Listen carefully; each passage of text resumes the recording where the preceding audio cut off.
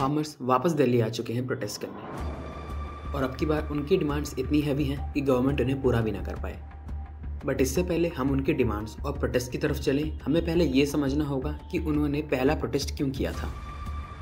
Year 2021 में centre ने 3 farm bills introduce किए: the farmers produce trade and commerce act, the farmers agreement of price assurance and farm service act and the essential commodities amendment act. ये तीनों act agriculture sector में एक revolutionary change लाने वाले थे, but farmers ने इसके पॉजिटिव से ज़्यादा इसके नेगेटिव्स पे फोकस किया और इसीलिए उन्होंने 2021 में प्रोटेस्ट किया और इन 3 फार्म बिल्स को पास होने से रोक दिया।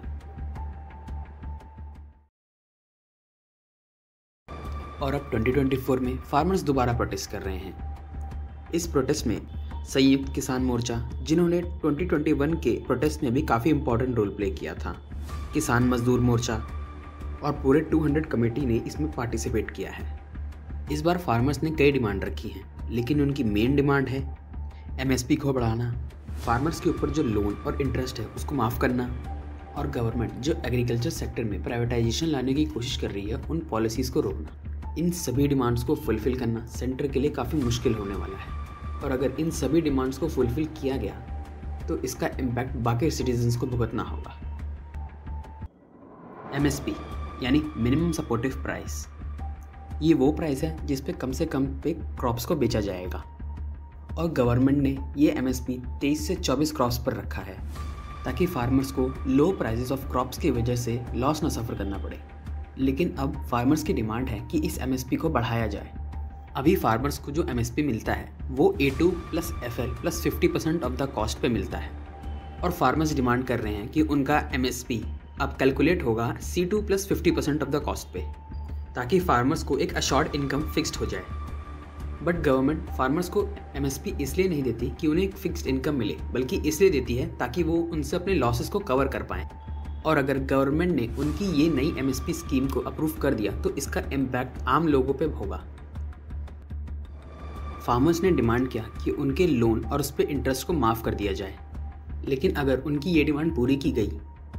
तो इसमें नुकसान सिटीजन्स ऑफ पंजाब और हरियाणा का ही होगा, क्योंकि उन्हीं का पैसा पंजाब और हरियाणा के बैंक्स में है जिन्होंने फार्मर्स को लोन दिया है। अगर उनके लोन को माफ़ किया गया तो उन्हीं का पैसा उन्हें वापस नहीं मिल पाएगा और इसीलिए स्टेट गवर्नमेंट्स फार्मर्स के लोन को माफ़ नहीं कर पा रही है। लेकिन यहाँ हरियाणा गवर्नमेंट ने ट्राई किया और फार्मर्स के लोन के ऊपर इंटरेस्ट और उनके लोन के ऊपर पेनल्टी को माफ़ किया और फार्मर्स और एग्रीकल्चर सेक्टर के डेवलपमेंट के लिए 1,83,000 करोड़ का बजट भी अनाउंस किया। सेंट्रल गवर्नमेंट ने एग्रीकल्चर सेक्टर को चेंज करने के लिए काफ़ी नई पॉलिसीज़ बनाई ताकि हमारे इंडिया का एग्रीकल्चर सेक्टर इवॉल्व हो पाए और वर्ल्ड इकोनॉमिक एग्रीकल्चर सेक्टर्स के साथ कम्पीट कर पाए। और इसी के लिए सेंटर चाहती थी कि एग्रीकल्चर सेक्टर में प्राइवेट प्लेयर आएँ, लेकिन फार्मर्स को ये पॉलिसीज़ पसंद नहीं आई और इसीलिए वो चाहते हैं कि गवर्नमेंट कोई पॉलिसी चेंज ना करे। इंडिया जो one of the largest exporter है वीट का,